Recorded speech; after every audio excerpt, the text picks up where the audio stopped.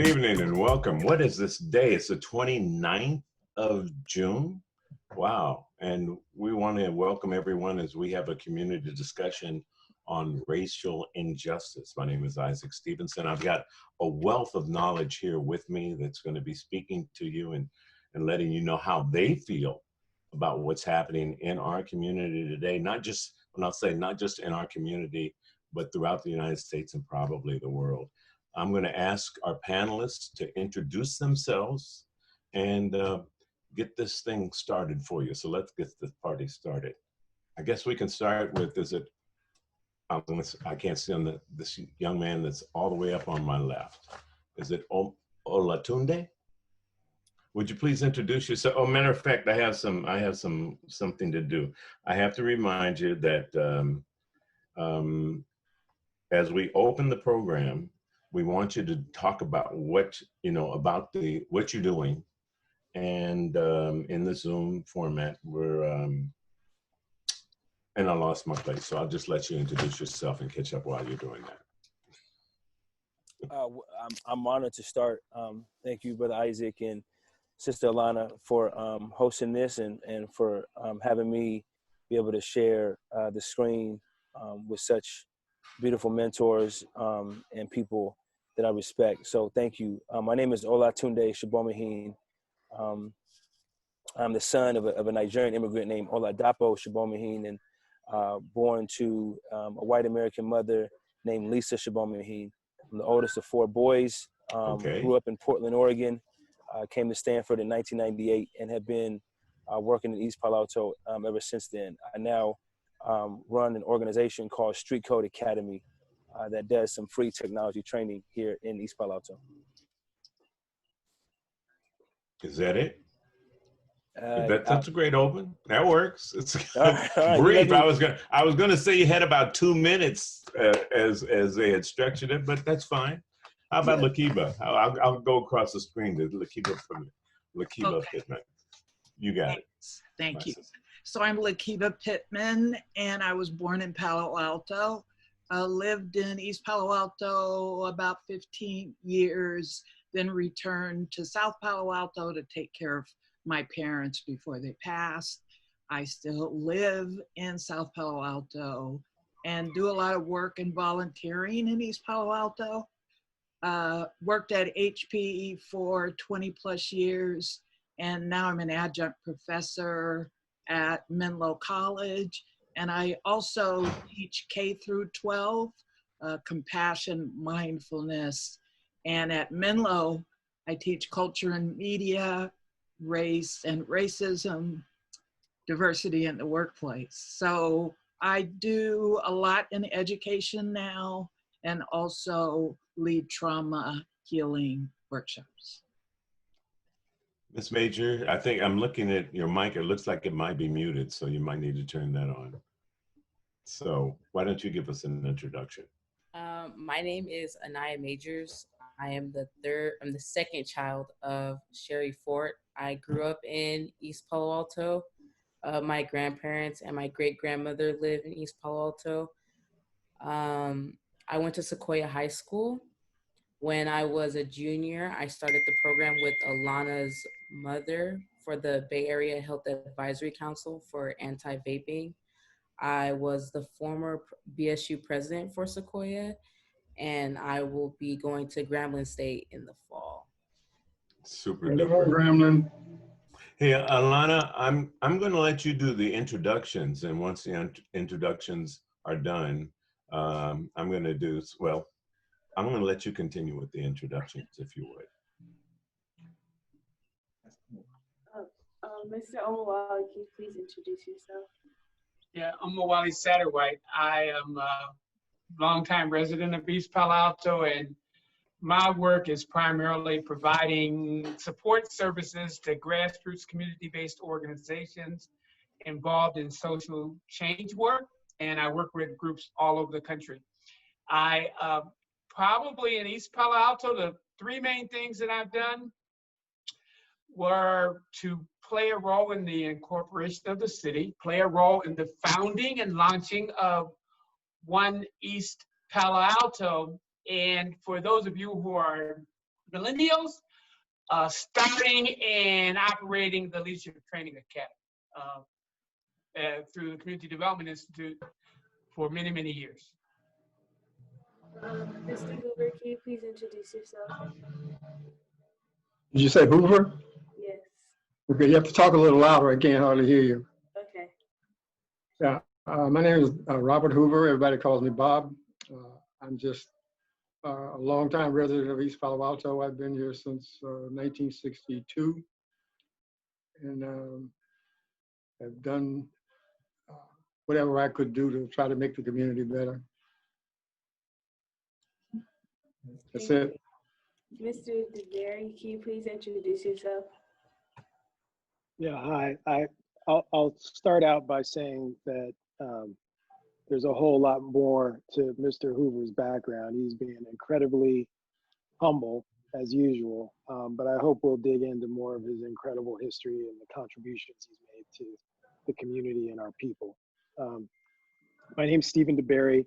I've been in and around East Palo Alto since 1997.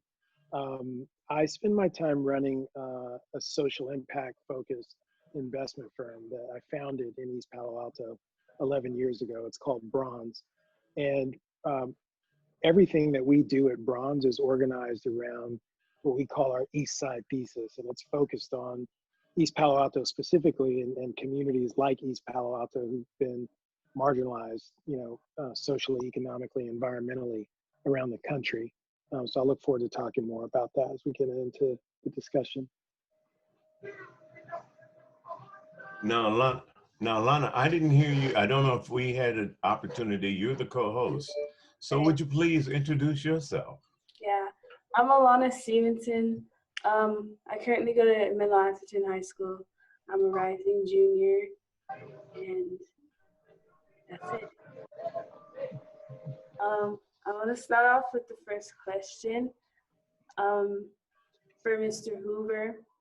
What previous movements have you been involved with, and how successful were they?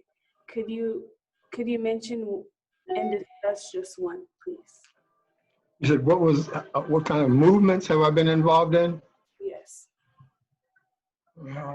Well, it's been the same movement, one and only movement, and that's been the struggle for freedom and justice for Black people. But I would say that probably the most prominent thing in that was my involvement in a group called the Floating Crap Game that actually started the discussion around incorporation in about 1962, and actually had the first study of incorporation done in 1963. And that group stayed together for about 10 years. And we did a lot of work in the area of community development. And as a result of that, I got involved with the Student Nonviolent Coordinating Committee, and Stokely Carmichael and Rap Brown actually became our advisors here in East Palo Alto in terms of developing policy, strategy, organizing techniques. Almost all of that came out of SNCC. So I worked as a community organizer in this community from 1964 to 1972, I believe it was.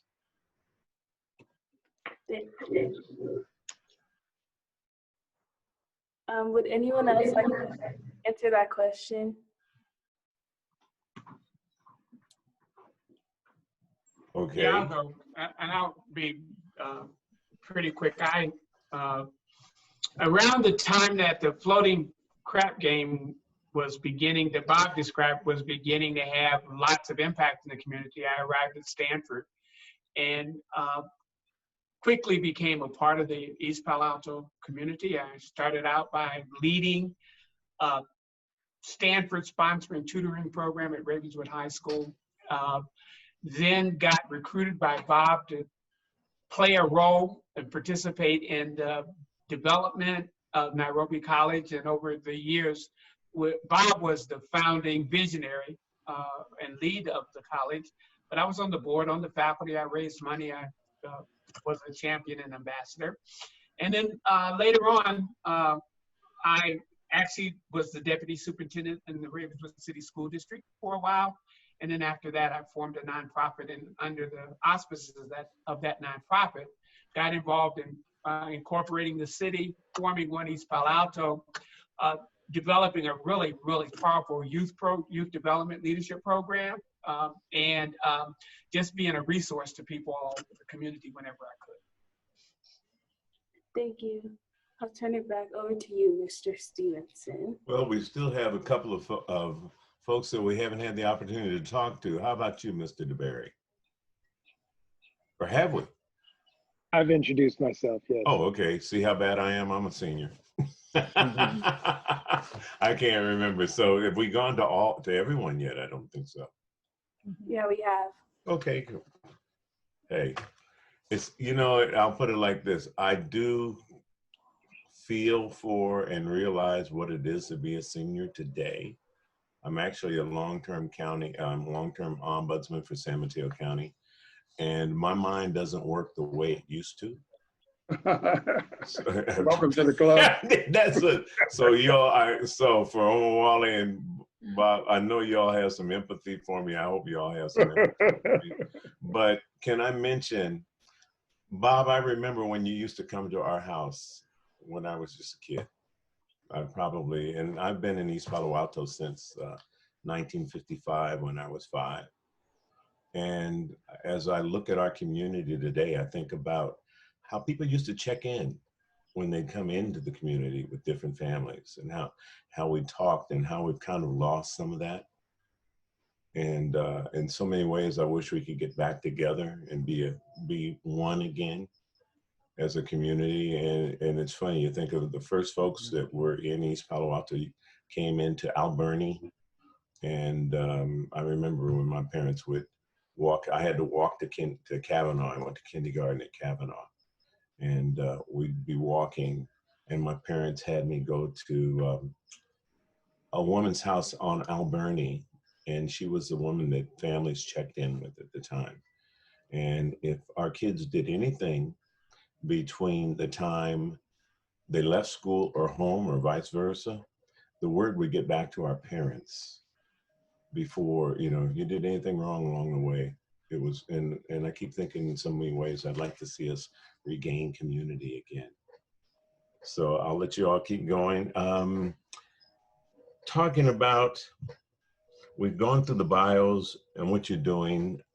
Let's really start the discussion on racial injustice and the difference of where we are today in relationship to where we were maybe in the 60s during the time of Martin Luther King. Anyone would like to start that out?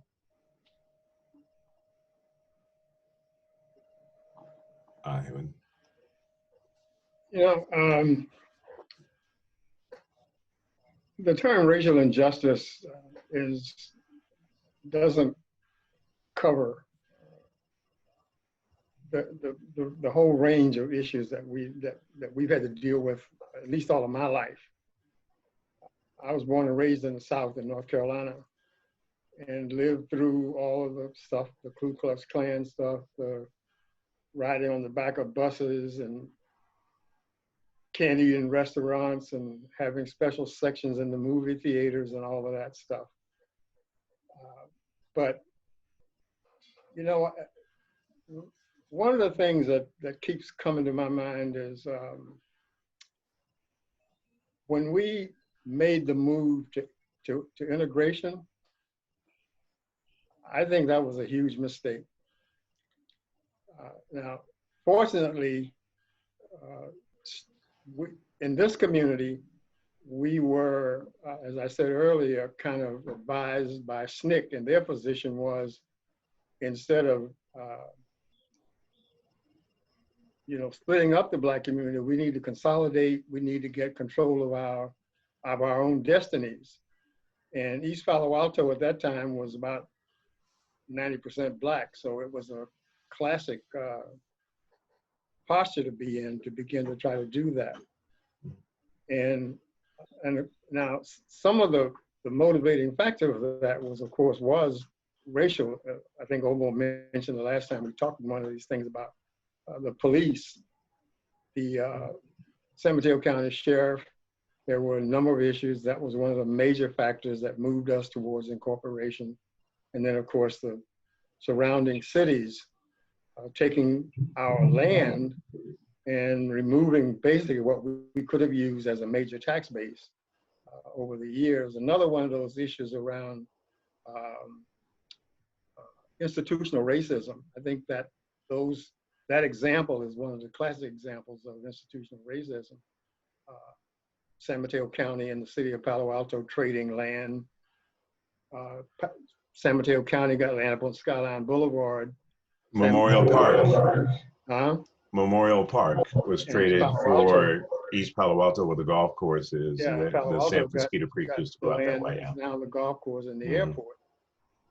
And of course, after incorporation or during the incorporation time, the city of Menlo Park took everything that's south of on the south end of Willow Road and drew a line right behind every house in East Palo Alto, all the way out to the bay.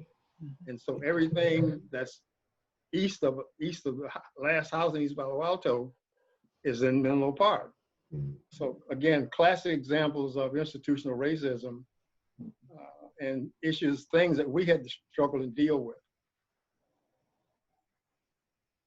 I want to stick it over to Omowale, since he's probably the next oldest person. Well, I won't go with age, but how about you, Omowale? Where would you go with It's all good. I will only say that inspired by the work of the floating crap game, and I actually want to give the mic to other voices on the panel. Okay. My main role was to serve today's jargon as the lead organizer, campaign manager for the people's movement to make East Palo Alto a city. The first meeting for that purpose occurred in 1979, roughly February of 79. We became a city on July 1 of 1983. There were 2 elections. In the first election, there were 5 ballot measures. All 5 of those measures won in East Palo Alto, but one of those measures allowed Menlo Park residents to vote yes or no, and they voted that measure down, and so we didn't become a city on the first ballot. On the second ballot, there was one measure, and that was, should we become a city, yes or no? And less than 25 votes, people voted for us to become a city. And I'll wrap it up by saying the community was divided. It was bitterly divided at the time of the incorporation, and that division prevailed for at least another decade, so that the community didn't grow and develop. In fact, we came to be known as the murder capital of the country in about 1991, 92. And at that time, the city council, led by Sharifa Wilson, turned the community around and laid the foundation for what we've become today in terms of the economic development, the community development, the demographics, et cetera, et cetera. Yeah. How about a younger voice in the same area? Where do you think we are now from the point of where Bob and Omowale spoke to where are we at really right now? What's your perspective? How about you, Mr. DeBerry? Sure. If you look at it by the numbers, the answer is, 50 plus years after the civil rights movement, on most indices, we are the same, or in some instances worse than we were then. And so I think if you ask folks about progress, you would think that, most people would answer that, there's been tremendous progress. But if you look at, there's so many ways you could look at it, but if you just look at wealth, the difference between Black and white wealth, for example, I was just reading a study where about 90% of the people, if you were to ask, would say for sure things have improved. And it turns out they have not. They've actually gotten worse. They would also say things like, if you control for education, right? Because one of the great victories of the civil rights movement is that we had broadly more access to education. So for Black folks who have had the privilege of being more educated, you would think that there's more parity between black and white wealth. And it turns out the opposite is true. The higher the education that black folks receive, the more disparity there is between their educational peers from a wealth perspective. So, the bottom line is we've got a lot of work to do together. The good news is we have the resources to really advance. We've got tremendous wealth. We've got people in positions of power across corporations, across philanthropy, certainly community organizations, which are driving most of the movement on the streets today. And so, I think right now, this movement moment is about us finding each other and locking arms. And I think if we do that, we have the opportunity to really punctuate our progress forward in ways that we haven't seen for the last half century. Super. I have a co-host here, and I was going to turn it over here to her because we have now two of the younger folks that are on our panel. At least you all look much younger than we do. I'd like, Alanna, why don't you ask them, because if there's a different perspective, what their ideas might be and where do they think we're going? Yes, to Aniya Majors, why did you get involved with the current events going on? You guys couldn't even hear me. I got involved because it's a lot going on. And I think when my grandpa talks about it and his mother, my great grandma talks about it, it's like, it's nothing that it's different from what they experience and how we're experiencing it because, they have the shorter end of the stick. And I think being involved in that helps me see that I'm able to understand that I can make a difference within the community and also just the people that I keep around me by starting in different groups of social justice programs and being able to see that one person can always make a difference, and also seeing that it's not just me that could change the future, but it's also the kids younger than me.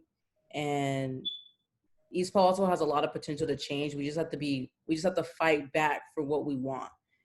Because my grandpa said, I own my house and I'm not giving it to nobody. And that was the energy that I keep with me because I'm like, okay, he owns his house. My great grandma, she owns her house. They own their houses. And I feel like they shouldn't be kicked out or, tried sold out because of people who want to buy their land. Because I just don't think it's fair. So when I hear I own this house and I'm not giving it to anyone, that means I'm going to fight back for what is important. And what's important is the kids younger than me, Alanna, kids, my little sister, kids that will actually be able to see more and experiencing these little tiny movements because they're like so small, but they're really big.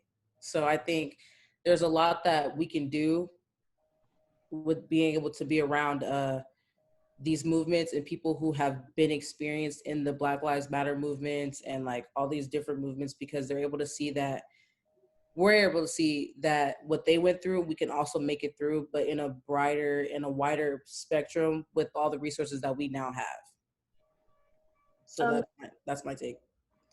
Thank you. I'm going to ask Mr. Tunde the same question. Why did you get involved with the current event and movement? Thank you, Sister Aniya. Thank you, Sister Alanna. Why did I get involved? There are a lot of reasons I got involved. But let me speak to the ones that's I think most relevant to this panel. Dr. Omowale Satterwhite,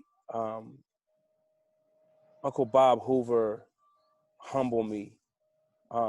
It's the same way, Aniya, that you talked about when you talk to your grandma and your grandpa, and they tell you how strong they were, and they tell you how firm they are in their belief.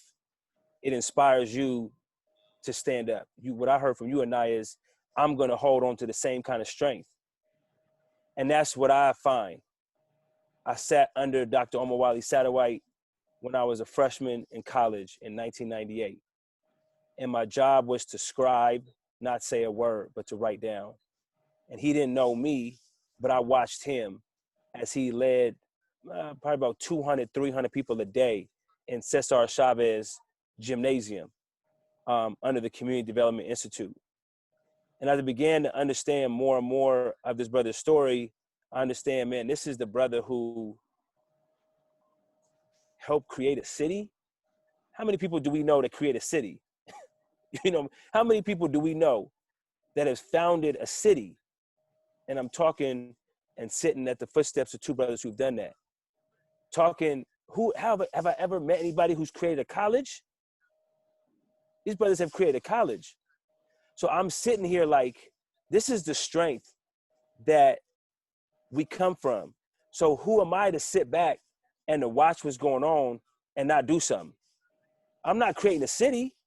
I'm not creating a college, but I could at least participate. I could at least stand up. I could at least say something.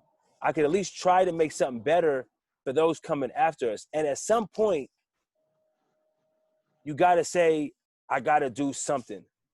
And when you look around, something is whatever you think it is. And for me, right, getting involved it may sometimes be take photos. You know, sometimes it's just do whatever I can. And Sister Alanna, the last thing I want to say is I want to tell you how much you taught me, because I watched you from behind the scenes be as strong as Aniya talks about. When you held on to your conviction and to do things the way you wanted to do it, and when you were moved to do something, when adults like my age, we didn't do something, and you went there, and I was one of the, you know, I say 2,000, but I think you said like 800. It felt like 2,000. But people who were just blocks of people who were following your lead, and that meant a lot to me. So I'm just the reason I do something to sum it up is because I'm just motivated by the strength that I see around me, from Alanna to Uncle Bob. Thank you. Ms. Pittman, I want to ask you the same question. Why did you get involved with the current movement and the current event that was going on?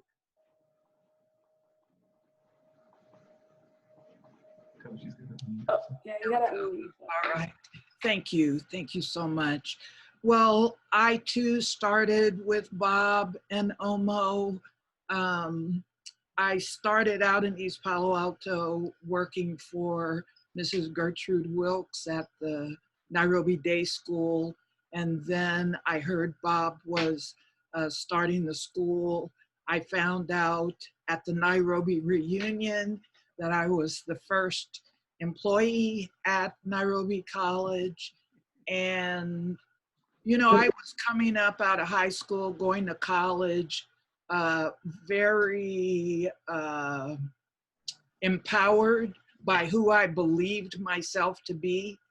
And I was confirmed by people like Bob Hoover and Omowale. When they saw me, they saw who I was, and I wanted to be a part of that community who recognized my skills, my power, my dynamic, who helped me kind of visualize and realize my dreams. So I became a part of that whole Nairobi era, which had Nairobi Day School, Nairobi College, and then I became the director for Nairobi Institute of Cultural Arts. There was Nairobi Vocational School. So it was a community of like-minded people who were in touch with their indigenous qualities, who felt connected to Africa and the continent, we believed in our abilities to revolutionize our own lives and those of our children. So those were seeds that were planted in me as a young woman, and I've never lost it. I've passed it on to my son and now to my grandkids, and also to the kids that I'm working with now. My most recent work was at College Track in East Palo Alto. And even though the demographics changed, not as many Black students, of course, in East Palo, not as many Black people in general in East Palo Alto because some have moved to other areas, but we still have students. So I became a teacher at College Track, worked at Girls to Women. So I still have that drive and energy to uplift our youth, to let you know who you really are and who you really can be. And today, my, what would I say? The fire is in me to continue to educate and motivate our youth. And one thing that's really important that a few people alluded to is just the importance of community and having a connection. And even now, even though we're not all physically in the same place, we can still feel a connection to one another by what we say, by what we hear, because we feel. And I think one way that we're gonna be successful as we move forward in this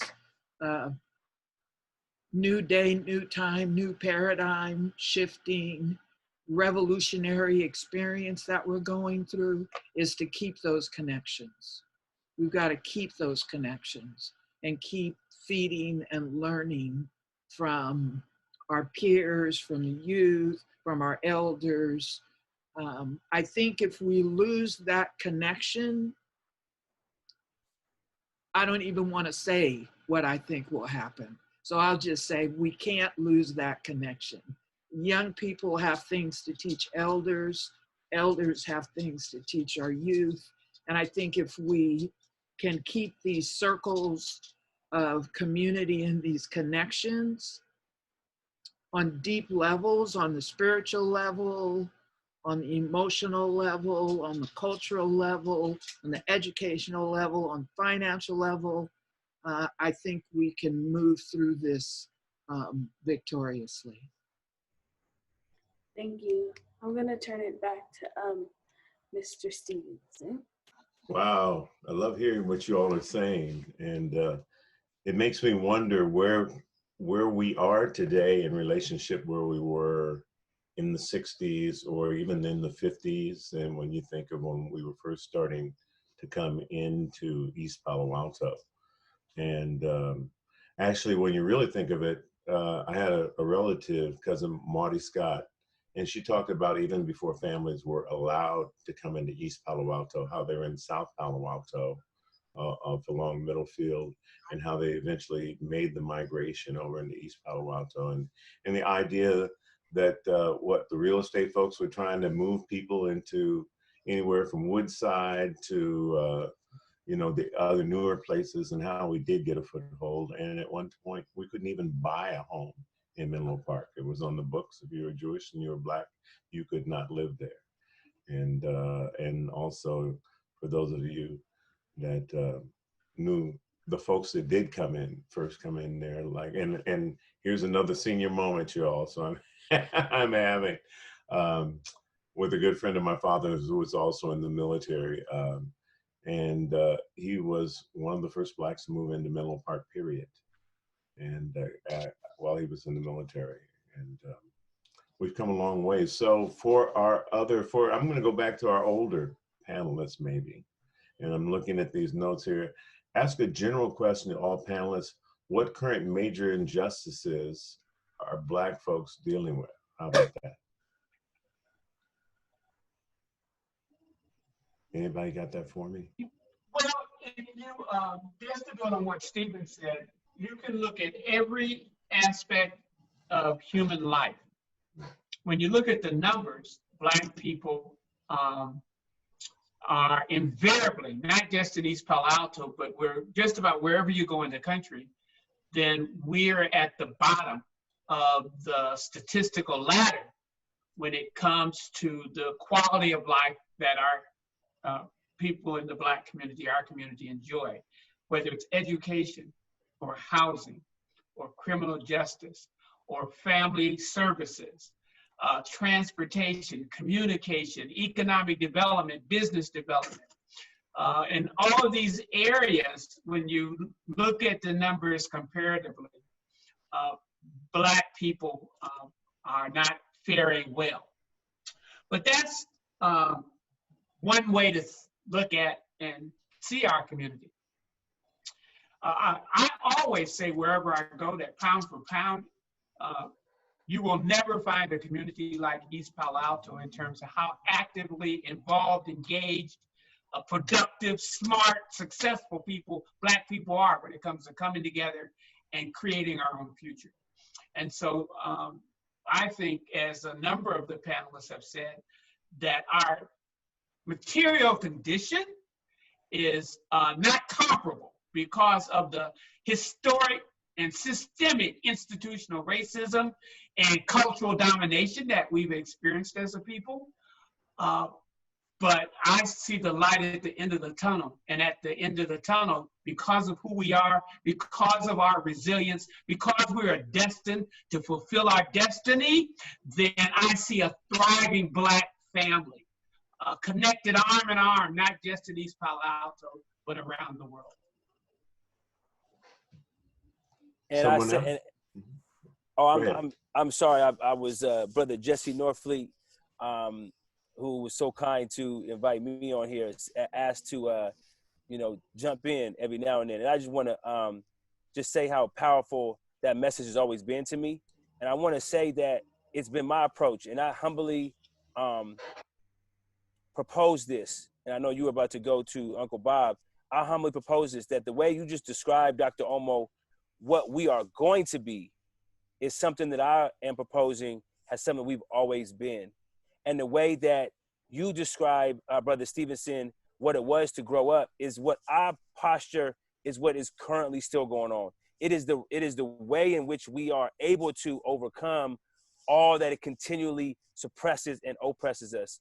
But we continue to move forward because of how connected we are. Sister Lakiba said, we're even connected even through this technology. We've been separate, but we still have this connection. And somehow we've been able to find that. And recently taking my family to the motherland, to Ghana, to Nigeria, I find that even now, Dr. Omo, we are connected and find that strength arm in arm, as you mentioned. And it is a long way to go, but I find that there's a lot of hope that we can find when we look at things like in that same way. So I just want to say and I want to ask, is that a wrong way of seeing it? Right on target. Not at all. If anything, I wish I could expose more of our youth, especially our youth, to Africa. And I've been blessed to be in Uganda and Ethiopia and Nairobi, Kenya, and eye openers, and wow, to see young men literally fight over a bottle of water, and then ask, what are they fighting for? And our driver, and he was saying they might have to walk 5 miles to get water, and you have a little bottle of clean water. Sometimes I wish we could get the experience of not just how lucky we are to be here, but what we have, but then to see what's happening in the rest of the world, and even maybe possibly strive more. When I was in high school, my high school counselor told me not to think about going to college. And I joined the Navy, and I went to Ravenswood. I was class of '67. And one of the first things that happened to me while I was in the Navy on an aircraft carrier in Philadelphia, and was introduced to an officer, and saluted promptly. And what he said to me was, "Where you from, boy?" Speaking like that. And I'm thinking, well, I'm from East Palo Alto. I'm from the hood. But then somewhere along the lines, I realized that it wasn't me that was the problem. It was how they saw me, and maybe in some ways how they see you. And we're brilliant in some ways. It's just kind of like, it's not our problem, but they make it our problem. And when we talk about, sometimes I feel like that because it also, I'm thinking I grew up in East Palo Alto, but I had many other brothers from the South that would tell me, well, you're trying to be like them. But I didn't know any difference because I grew up here. And so I keep thinking we're brilliant. We just need to find out in some ways how we are all together and how we can all begin to work together again, like maybe our parents or our grandparents did, preparing for the future, saving money. And again, my parents, they didn't have much, but they saw the opportunity to come to a place where they could be a community and where they could build a future for their families, and where they could buy a house, you know, and get away from, you know, if they were different parts of my mom was, you know, part of my family was in the marches, and I'm losing it because I can't remember, but when we're thinking about the different times, so go ahead. Mr. Stevenson, do you want to open it up to the audience for Q&A? Absolutely, let's do that. So our audience, this is your time to be a part of this program that we're really putting together for you, because hopefully you can help us out and we'll all share information, and you can give us some information. Would you please keep your comments down to maybe 2 to 3 minutes, as I think that's the rule that we're supposed to be going into as we get together at this time. So I'm looking at, do we have someone to start this off? Is that the right question?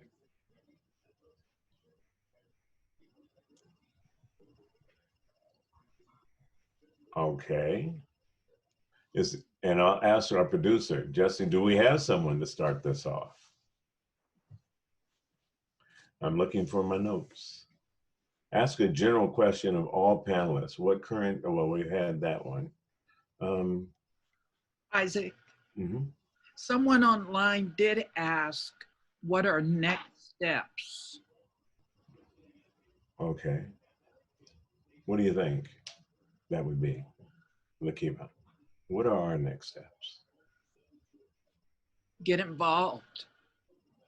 I think you have to do something as opposed to do nothing. Identify what you can do. We all have a talent, we all have a skill, we all have an interest, and it just needs to be focused. It needs to be intentional. You can't just drift through a revolution. You have to have some energy and some focus behind it. And if you don't, then become a mentee to someone that you see that is doing something. Talk to someone else who seems to be active in some way, because there's lots to do. It could be in education, could be in technology, could be in sports. It could be in providing food and services to the elderly. I think there's something for everybody to do. How do we find them? How do we get our audience to connect to them? Because again, all of our groups, and I don't know if we're talking to each other as we should. How can we strengthen that? You know, I think we need to go back to the time when this community was really starting, and we've got a lot of community organizing work to do. You know, you talked about me coming to your house on numerous occasions. Well, that was the way we got the word out. You know, the floating crap game was about 30 people, and we moved around from house to house, and that 30 people really galvanized the rest of the community. You know, we were in our friends' houses. I remember when I lived on Jasmine, you know, during that time period, I knew every family on that block, and within 2 blocks of me. we would come together from time to time. We'd have little coffees and sit and talk about the community and what we were trying to do. And we knew all the children. We've got to rebuild. Somebody said community. We've got to rebuild the community. I think that's where we need to start. And let me just also clarify one thing here.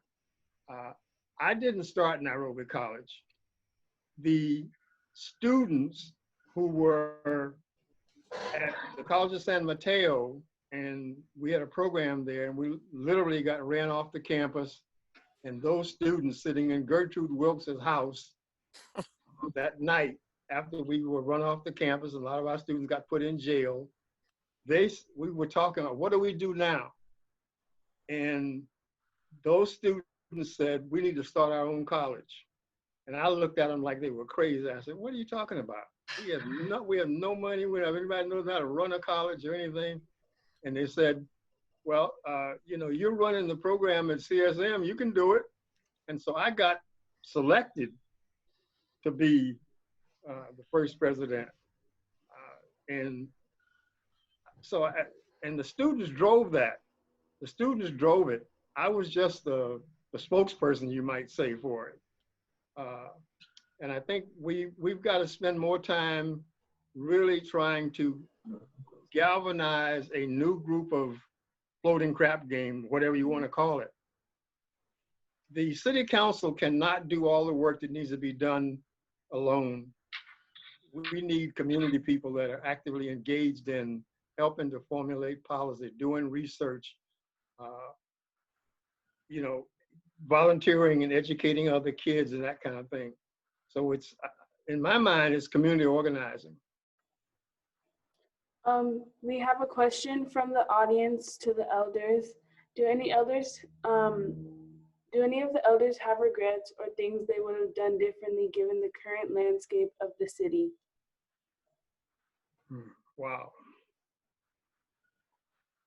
Let me just take a stab at that one, but build on the previous question. On my wall, I have a statement that says, we all die. The goal is not to live forever, but rather to create something that does.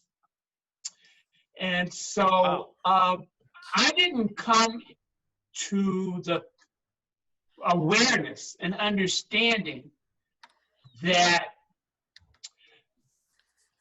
we have a bigger duty, a responsibility to fulfill. Our calling, in my view, is not just to fix a problem, but to change a social condition. Our calling is not just to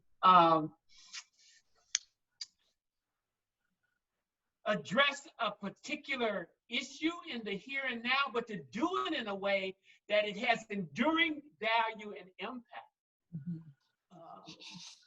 That's why we needed a city and not a municipal council. Yeah. That's why we needed a One East Palo Alto that brought the Black and Latino community together for in a significant way for the first time, and not just some other vehicle. And so as you think about the journey forward, of course there are problems that we have to work on and address that affect us on a day-to-day basis. But as we lock ourselves together arm in arm, we need to see beyond the moment. We need to think and act in the moment, but we ought to be working to transform the life for ourselves and for our people in a perpetual and an enduring way. Finally, so what that means for me is two things. In a place like East Palo Alto, it means two key themes: preservation and transformation. There's got to be preservation of the historic population, the economic, cultural, ethnic, social diversity that we've always had. And then there's got to be transformation. We've got to step up into the future and connect East Palo Alto to the regional economy in ways that are driven by our own voice. We've got to transform education and health and family life in ways that our community is able to walk a path of excellence. Not again just in East Palo Alto, but to tell our story and to be a resource to people all over the country so that can happen. And my final point, there was a national Black Power movement in Gary, Indiana in 1973. And the co-chairs of that meeting were Richard Hatcher, who was the first Black mayor of Gary, Charles Diggs, who was the first Black mayor of Detroit, and Omowale Baraka, who was a leading progressive activist around the country, formerly known as Leroy Jones. And when they wrote the proceedings for that meeting, and there were, 1,000 or so people, Black people from all over the country, I remember the first paragraph. I remember one of the cities, but not the other three. But that first paragraph said something like, from New York to Los Angeles, from Atlanta to East Palo Alto. And so the Nairobi movement had raised the awareness of people all over the country about what we were trying to do here. And that moment, the reading of those proceedings and understanding just how much the work that we had done as Black people in this community had rippled across the country to the place where we were recognized nationally as an epicenter of culture and education and community life. And so, what would I do differently? I would hope to have a deeper understanding of the possibilities and to not just work in the moment, but work forevermore in everything that I do. I have a question before I turn it back over to Mr. Stevenson. For Mr. DeBerry, how was the American system of capitalism played a part in racial discrimination and injustice?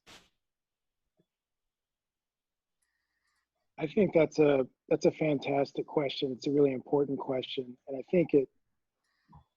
I'd like to tie that back to one of the earlier questions, which asked about violence, and there's a tight coupling between capitalism and violence, and not just in the way that I think we would normally think of violence in terms of physical assault, but really to me the deeper violence of capitalism in this country is the logic that governs the way that we think about ourselves and each other and the way that we structure our communities. So I talked about this East Side logic earlier. And the reason I talk about East Side is because it's no coincidence that the folks who've been historically marginalized on the peninsula are in East Palo Alto, and the ones up further in the Bay are in East Oakland, and in LA it's East LA and East St. Louis and New Orleans East and the east side of Detroit and Cincinnati and on and on and on. Baltimore, I can go on for days about this.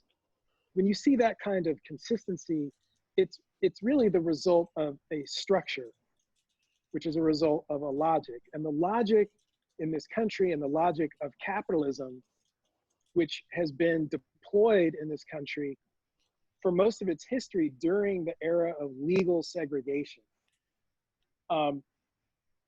That logic has been driven by a violent sense of how things ought to be organized. And the fundamental sense is we ought to have folks that have, and we ought to have folks that don't have.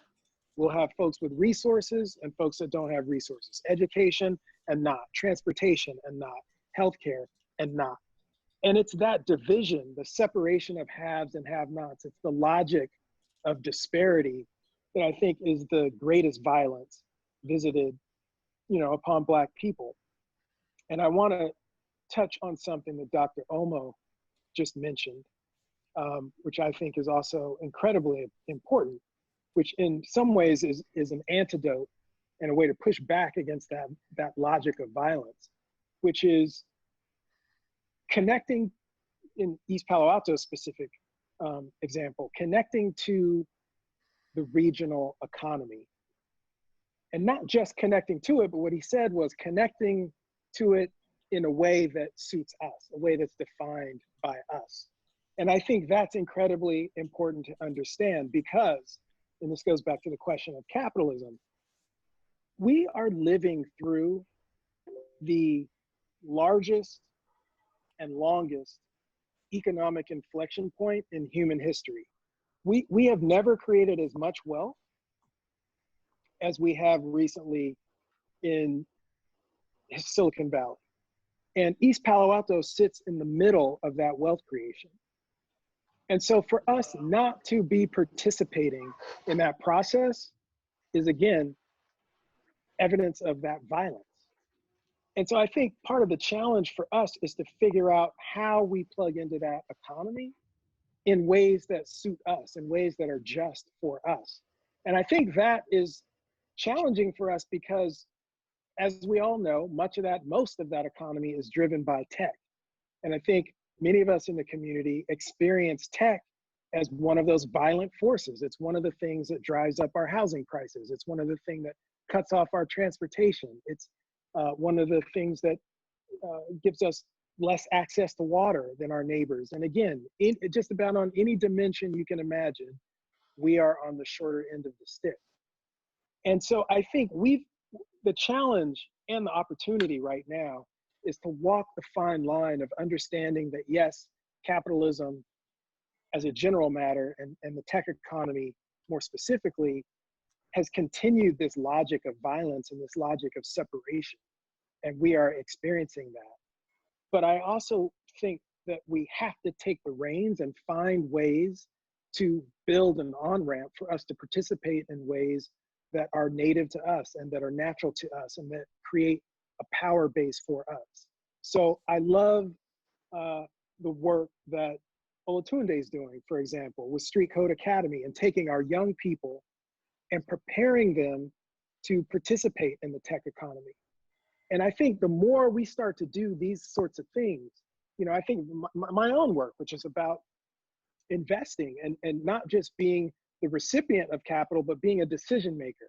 I get to make decisions about who will receive capital to grow companies. All of us have roles to play across the entire tech landscape. And the more we can do this, the more we can dip our cup into the stream of growth that's flowing from the regional economy. And we can start to direct that to power building. And as more of us come into roles of decision-making and authority, we can start to recraft the way that this system works so that it is less violent and more regenerative for our people. Thank you. I'm going to turn it back over to Mr. Stevenson. I've enjoyed and loved hearing what I say. And just to piggyback where you're going, so how do we, what you're talking about, Stefan, how do you think we get that for the young folks that really, aren't thinking about education, but are thinking about more playing, or how do we get them to join in where you're talking about going? Even the younger generation that are coming up behind us. I'm sorry, was that to me? Yes, yes. So I've got two daughters, they're 10 and 11, and I just finished having a conversation with them about investment. And it goes directly to what you were asking, because, they're 10 and 11. They just learned their multiplication and they're doing what you do in 4th and 5th grade. They've been hitting me up for an allowance. And today's conversation was about how they can own their own allowance. They can earn their own allowances. So we started talking about investing and how that works, right?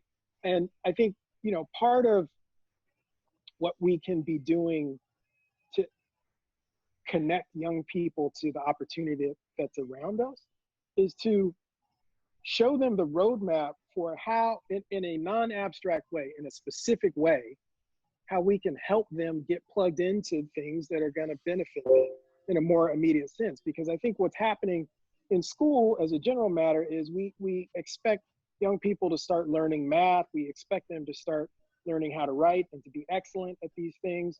But when you're a kid, you don't really know how these things are going to benefit you over the long run. And so it's hard to stay focused. You know, it seems like drudgery. But if we could connect those things to, you know, the sorts of ways that young people want to spend their time and show them a tighter coupling to the benefit. If you do this thing, here's the benefit, they seem to be more motivated, you know? And so, you know, I think that we've got work to do to change the assumptions of what's possible. I wonder what it would look like if, rather than defining our youth by what they don't have, if we actually acknowledge what is already in them, if we assume, which I think many of us do, but if we actually behave around the thoughts that we assume, that among us and in our community, we already have great scientists, groundbreaking scholars, healthcare givers. If we assume that there are not only millionaires among us, millionaires to be, but that we can help these young folks get there faster, as is often the narrative in Silicon Valley. You know, young folks now have a set of tools at their disposal that allow them to, you know, amass wealth and create innovative products and do things in ways that most of us could only imagine when we were coming up. And so I think those of us who have learned the tricks of the trade and have connections across different parts of industry and community and government and so forth, I think ought to be connecting with young folks more directly in ways that are not abstract, but are more closely connected to helping them achieve their full potential in a shorter time horizon. Okay, I'm gonna just mention, as what you said, when I was growing up, we got a dollar, and it seemed like a lot of money then, $1 a week allowance, but we had chores and things that we had to do. Half of that had to go into the bank. That's where my parents were. And, you know, I see young people not necessarily being taught to save, but how much they wanted to spend. And my parents would say, yeah, when I wanted Converse All-Stars, they said, well, you can buy them, but we're going to buy you kids. That's what you're going to get. And when I finally had to work and go get the money to get the shoes that I thought I wanted, I saw Converse cost $10 a pair. So I bought a pair of Elgin Baylors. Because, you know, and again, just kind of what you're just piggybacking on what you're saying, maybe we need to change, because everybody wants everything, it seems like right now. So here, let me just build on that for a second. Mm-hmm. So let's take the shoe example. Mm-hmm. You know, I think the conversation that I would want to have around that is not only can I get the shoes and how much do they cost, but the conversation is, how do shoes get made? Who designs the shoe? Where is it produced? What country is it produced in? What does it cost them to produce? How does that shoe get to me? Mm-hmm. And let's not make this abstract. So if the conversation was about shoes, and maybe we ought to do this, I'm gonna put this out there. And if y'all wanna do it, we can make this happen. If we wanna have a conversation about shoes, I wanna call my boy Dwayne Edwards. This brother is up in Portland, Oregon. He used to work for Nike. He designed the Air Jordan sneaker, okay? Dwayne now runs something called the Pensole Academy. Dwayne's a brother from Inglewood in LA, has really made it in the shoe industry. He now runs Pensole Academy, which teaches our folks how to design shoes, how to understand the entire shoe industry, and how to get into the business as a producer. Rather than just thinking about buying that next pair of shoes, which is nothing wrong with that. But the point that I'm making is, among us, somewhere in East Palo Alto right now, is a young man or young woman who has the skills and the interest and the passion and the creativity to build the next Jordan brand. And so I think what's incumbent upon us is, for those of us who know the Dwayne Edwards of the world, we got to make those connections. You know, we got to call Dwayne and he'll do it. You know, I brought Dwayne down in December for a meeting, and he's down to come back. I know it. we can call Dwayne and have him do a sit down and teach our young people about the shoe industry. And what I would submit is there's a version of Dwayne Edwards in just about every industry that we can imagine. And our charge is to connect those folks with our young people in the community so that they see very specifically how they can get to a level of accomplishment that they almost certainly wouldn't think is possible today. To our other panel members, anything from you? I wanted to add on something. Yes. Where you were talking about when Mr. DeBerry was talking about allowances. My younger sister, she's 3 years younger than me, and I've been working since I was a freshman in high school. So it's been, you know, not as long as everybody else, but it's been a while. I didn't have an allowance. I was always, you know, babysitting. If I wanted something, I would work to get it. And it was just because my mom had 2 and 3 other kids, so I didn't want her to have to give me everything. And my little sister, now I look at her, I'm just like, they give you everything. And we ask her to take out the trash, and like she goes ballistic. And I told her, I was like, look, a job, it could be any job, whatever you like to do. You could teach kids how to do TikToks. You can, you know, water a lawn.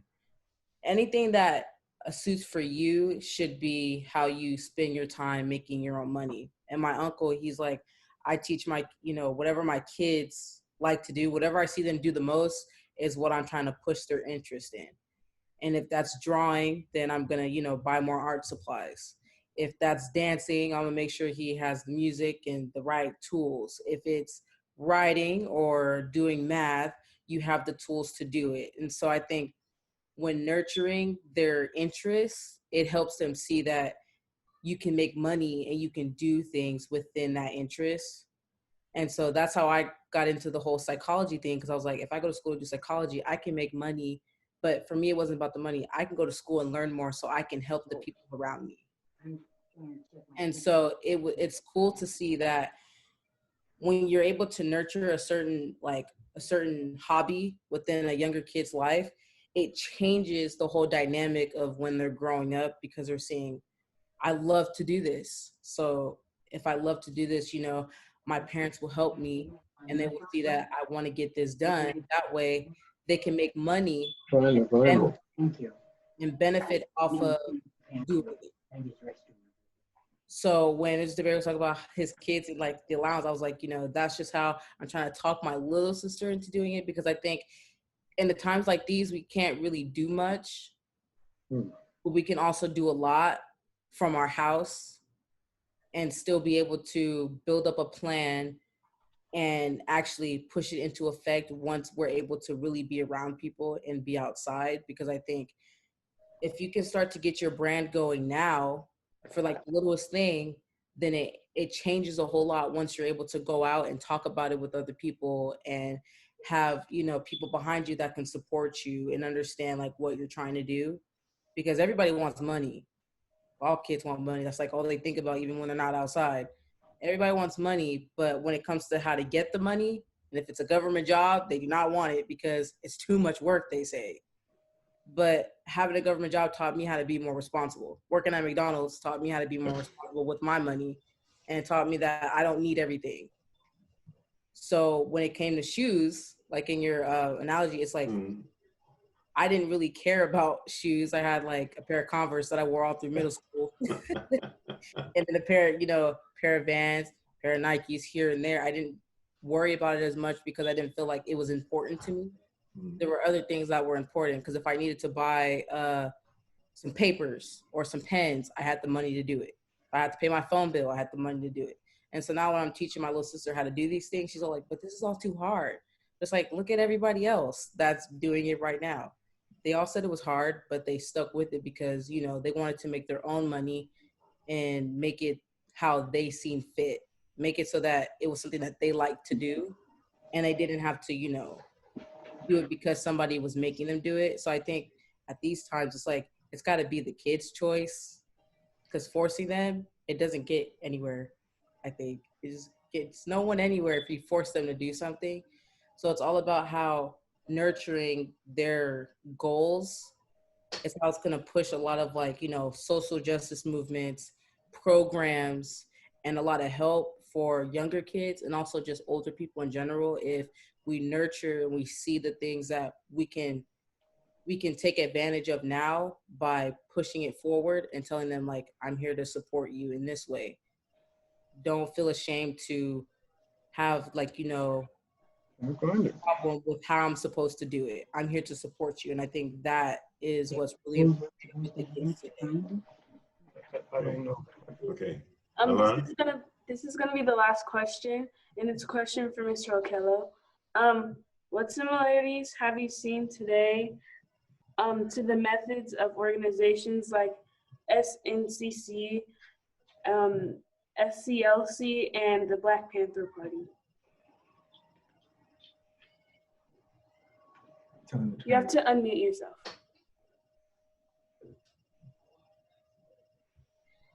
Mira.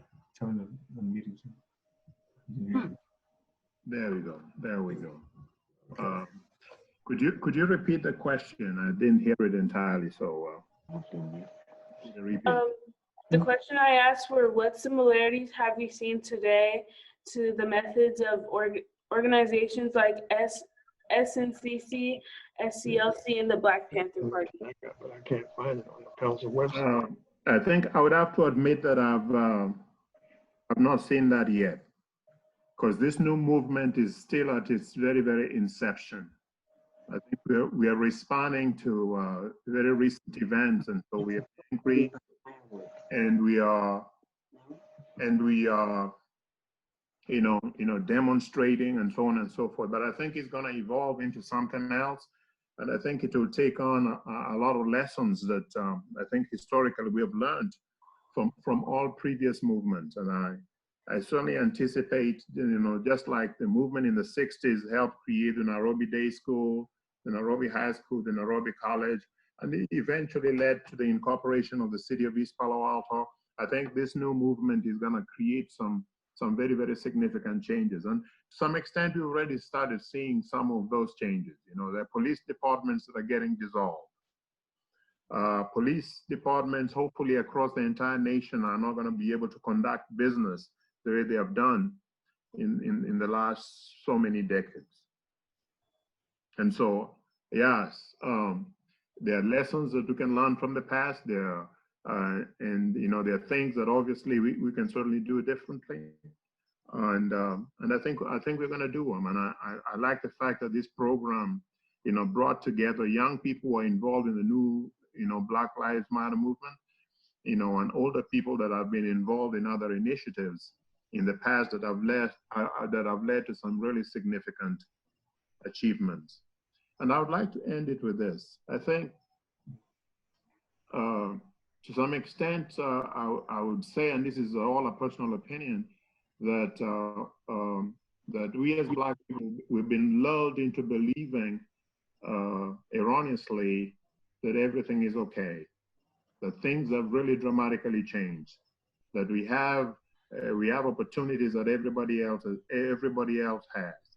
But incidents like George Floyd getting killed reminds us that we are really not there yet, that the battle essentially has not been won, and that we should not have let and don't misunderstand the words that I'm going to use, that we should not have let our weapons down, and that the struggle indeed does still continue, you know, and is going to continue with greater clarity, because it can benefit from lessons that we've learned from the past.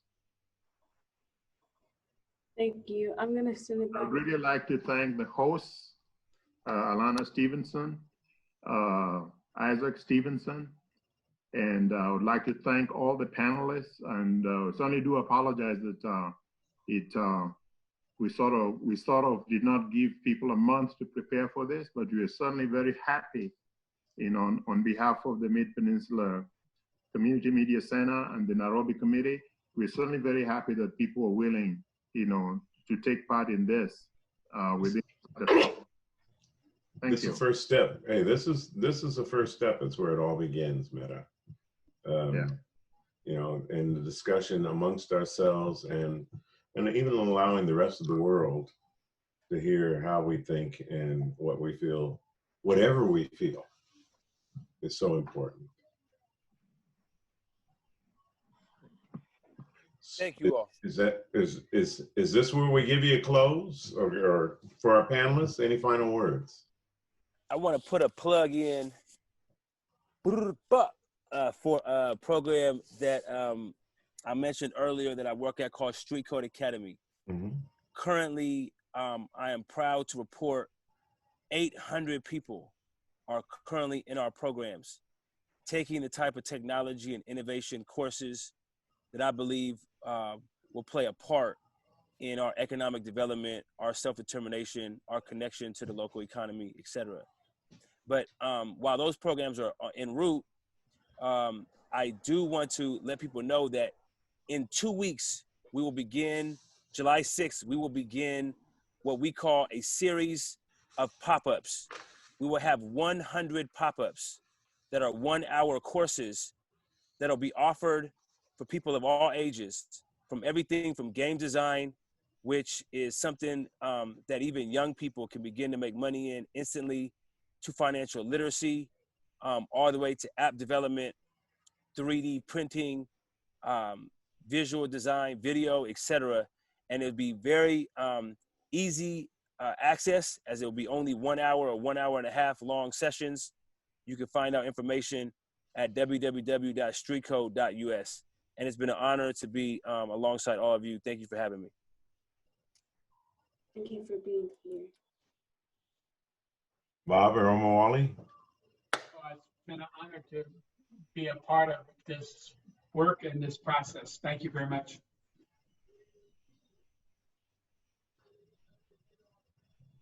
Thank you, everybody.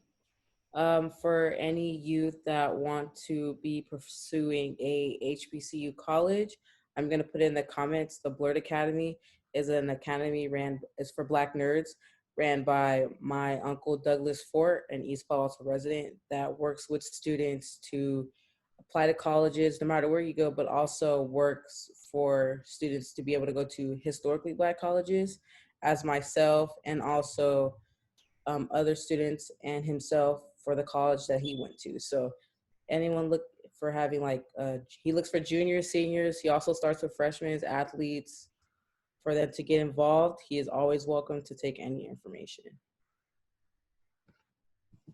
Thank you, guys. Thanks, everybody. You know, I'd like to, if I have a chance to close, a lot of our youth, they think they want to be famous, but there's actually, you know, fame doesn't necessarily bring what you might want.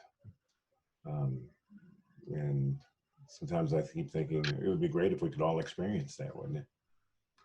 But for you all and what you've been doing, to me, you are famous. And it's folks like you that will really make the change in our community and give our youth, as well as our seniors and the folks that are out there, we need to be reaching out to them and bringing them together and letting them know that we're there to support what they need as well. Our youth needs to be doing that versus what we've been doing in so many other ways, as I see, thinking about themselves. So if I could give that as a wrap up and just say, reach out to each other and let's take our community maybe back to where it was even 30, 40, 50 years ago.